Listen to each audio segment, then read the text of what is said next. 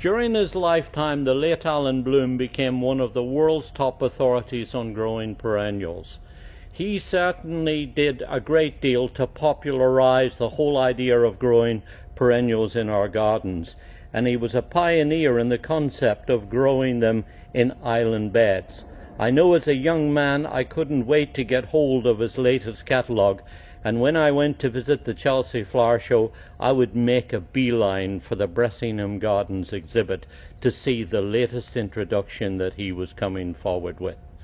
During his lifetime, he introduced over 170 different varieties of perennials, and this one, which is called Leucanthemum snowcap, is one that he introduced during the 1980s. Now, in subsequent years, many fine varieties of Shasta daisies have been introduced, but this tried and true variety, I can tell you, is one that still very much deserves a space in your garden. For here's a compact grower that only gets about a foot or 15 inches or so high,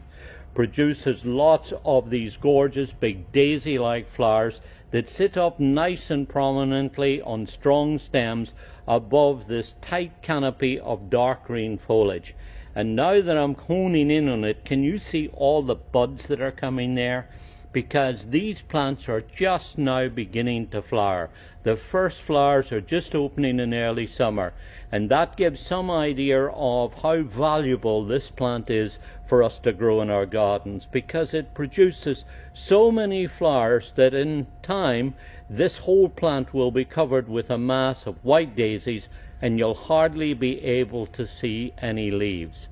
Daisies that, if you trim them back after they finish flowering, will encourage new growth to come from inside the crown, and that will keep it flowering on through the summertime into the fall. Grow it in a sunny location, in a well-drained soil, but to one that's been added plenty of organic matter. Leucanthemums are fairly moderate feeders, so they like to have well-drained soil, that's important, but they also love to have plenty of humus in the soil. So work in some planting compost when you plant it, water it well, and then just keep an eye on it, deadhead them and so on, and you'll have a terrific display.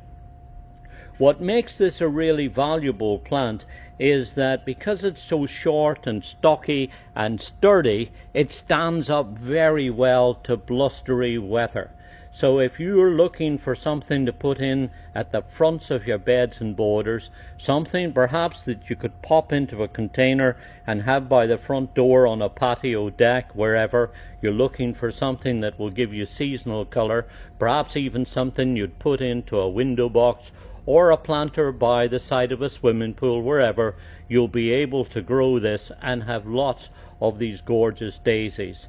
Individually, the plants are great,